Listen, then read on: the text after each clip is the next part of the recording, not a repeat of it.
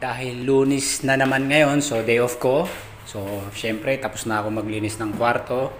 So, ipapakita ko sa inyo yung toto, likod ng aming accommodation.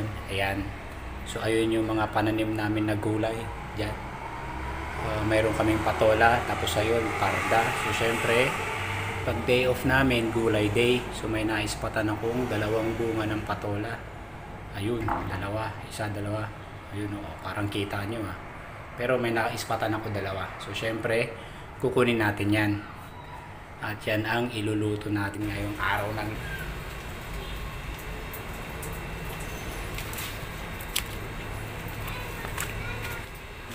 nag-over the bakod pala yung yung bunga. So, hihilain na lang natin siya. Dahil nahirapan akong kuhain, nagpatulong ako sa aming security. Over there at the back. There. Try to something like that. Pull it. That one. Thank you Nakita ko rin sa wakas. Oh, thank you Thank you my sister. So ayun, dalawa. Ayan. Patola. Filipino name patola.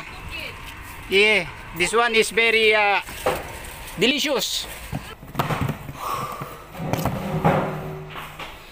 Ayun. So, umpisa na naman natin magluto na ito. Ayun, Ako kasi, ang weaknesses ko sa mga gulay, mga mag-greens, yan, paborito ko yan, sa mag-greens. Basta pag bagong, bagong pitas, talagang iluluto ko kagad yan, kasi talagang napaka-healthy nito.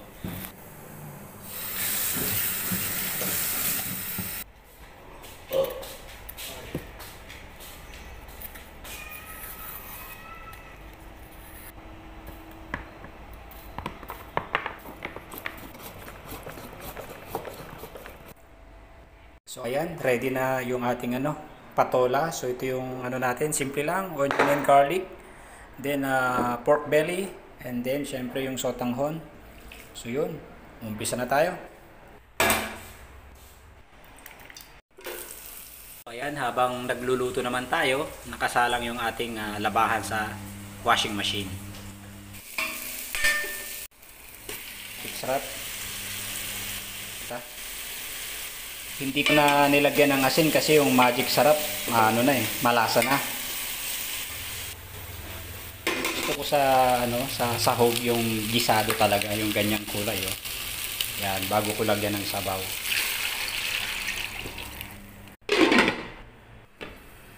Timplahan ulit natin ng magic sarap.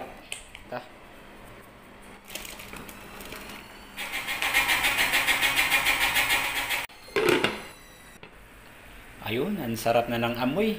Sariwang sariwa, manamis-namis ito. Lagay na natin yung sotanghon.